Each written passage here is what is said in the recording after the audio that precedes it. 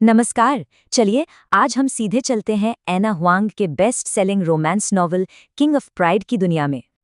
देखिए, एना हुआंग अपनी twisted series से तो पहले ही सबके दिलों पर राज कर चुकी हैं, है ना। और किंग्स ऑफ सिन सीरीज की ये किताब ये भी कुछ कम नहीं है। ये हमें एक ऐसी दुनिया में ले जाती है जहां प्यार और इज्जत के बीच एक जंग सी छिड़ जाती है। तो यही यही वो सवाल है जो इस नॉवल की जान है। और सच कहूँ ये टकराव इतना जबरदस्त है। इसमें पैशन है, ड्रामा है और ऐसे हाई स्टेक्स फैसले हैं कि पढ़ते वक्त सांसें रुक जाती हैं। तो चलिए शुरुआत करते हैं कहानी के पहले हिस्से से, गर्व का एक राजा। कहानी शुरू होती है वलहैला क्लब से। अब ये कोई आम क्लब नहीं है। ये एक सुपर एक्सक्लूसिव जगह है जहां सिर्फ दुनिया के सबसे अमीर और पावरफुल लोग ही आ सकते हैं। जरा इमेजिन कीजिए, एक ऐसी जगह जहां हर कोने में राज दफन है और दौलत चमक रही है। और अब मिलते हैं हमारे दो मेन कैरेक्टर्स से। बिल्कुल जमीन आसमान का फर्क है दोनों में। एक तरफ है बारटेंडर और दूसरी तरफ एक वारिस। तो यहाँ देखिए कितना साफ फर्क है दोनों में। इजाबेला, उसकी दुनिया बिल्कुल कलरफुल, थोड़ी मेसी क्रिएटिविटी का एक तूफान। वहीं दूसरी तरफ है काय। उसकी दुनिया एकदम कंट्रोल्ड, नियमों और उम्मीदों से बंधी हुई, जैसे डिसिप्लिन का एक शांत समुंदर। सवाल ये है कि ये दोनों एक दूसरे को बैलेंस कैसे करेंगे, है ना। और बस यही तो कहानी का असली जादू है।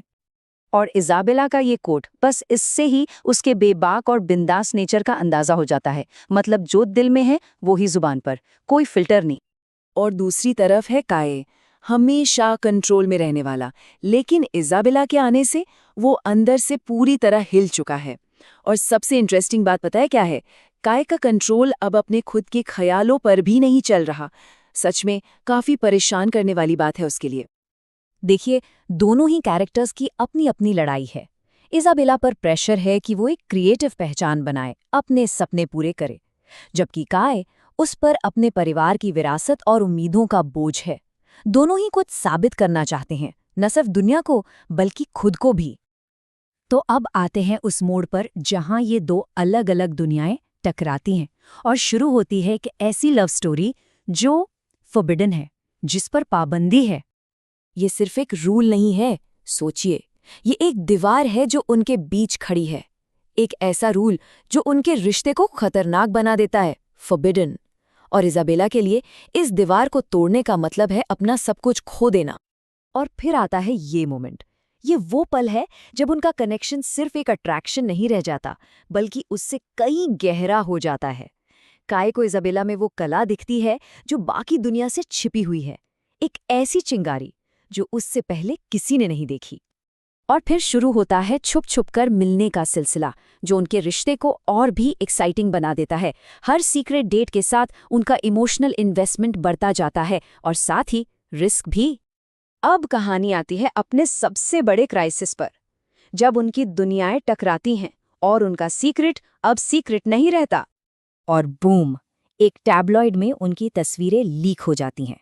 उनका राज अब सबके सामने है। ये तो बस तूफान की शुरुआत है। और जब लगा कि इससे बुरा क्या होगा, तब एक और बड़ा खुलासा होता है। इजाबेला सिर्फ एक बारटेंडर नहीं, बल्कि एक करोड़पति परिवार की वारिस है, जो अपनी पहचान छुपाकर जी रही थी। बस इस खबर ने तो मीडिया में आग ही लगा दी। इस स्कैंडल का अंजाम आइए देखते हैं। दोनों के लिए चीजें बहुत खराब हो जाती हैं। इजाबेला की नौकरी चली जाती है, उसकी आज़ादी छिन जाती है, और काय, उसका सालों का बनाया हुआ करियर दांव पर लग जाता है। ऐसा लगता है जैसे सब कुछ बिखर रहा है। लेकिन कहते हैं ना, हर तूफान के बाद शांति आती है। तो चलिए अब देखते हैं कि हमारे कैरेक्टर्स इस मुश्किल से बाहर कैसे निकलते हैं और आखिर में कैसे सब कुछ जीत लेते हैं। तो काय चुप नहीं बैठता, वो एक्शन लेता है। वो न सिर्फ अपने प्यार के लिए लड़ता है, बल्कि अपने करियर को बचाने के लिए भी। वो पूरी साजिश का पर्दाफाश करता है और साबित कर देता है कि वो सिर्फ एक वारिस नहीं, बल्कि एक काबिल लीडर है। और आखिर में एक हैप्पी एंडिंग। दोनों न सिर्फ अपने रिश्ते को बचाते हैं, बल्कि अपने पर्सनल और प्रोफेशनल गोल्स भी हासिल करते हैं। ये दिखाता है कि जब उन्होंने एक दूसरे के सपनों को अपना बनाया, तभी वो हर मुश्किल को पार कर पाए। और ये मोमेंट, ये सच में बहुत खास है। काई का इजाबेला को ये विंटेज टाइपराइटर देना ये सिर्फ एक गिफ्ट नहीं है, ये काई के अटूट सपोर्ट और विश्वास का सिंबल है। इसी विश्वास ने इजाबेला को हिम्मत दी कि वो वही करें जो वो हमेशा से करना चाहती थी, अपना सपना पूरा करना। और फिर उनकी प्रेम कहानी का अंजाम होता है इस खूबसूरत और बिल्कुल पर्सनल प्रपोजल के साथ। ये उनकी पूरी जर्नी का आईना है, थोड़ा सा मेसी, थोड़ा क्रिएटिव, लेकिन 100% उनका अपना। तो ये नॉवेल हमें इस एक बड़े सवाल के साथ छोड़ जाता है, बड़ा जुआ क्या है, खुद पे दांव लगाना या किसी और पे? क्या इजाबेला और काए इसलिए जीते क्योंकि उन्होंने खुद पे बेट लगाई, या इसलिए कि उन्होंने एक दूसरे पे भरोसा किया? शायद असली जीत इन दोनों में ही छिपी है।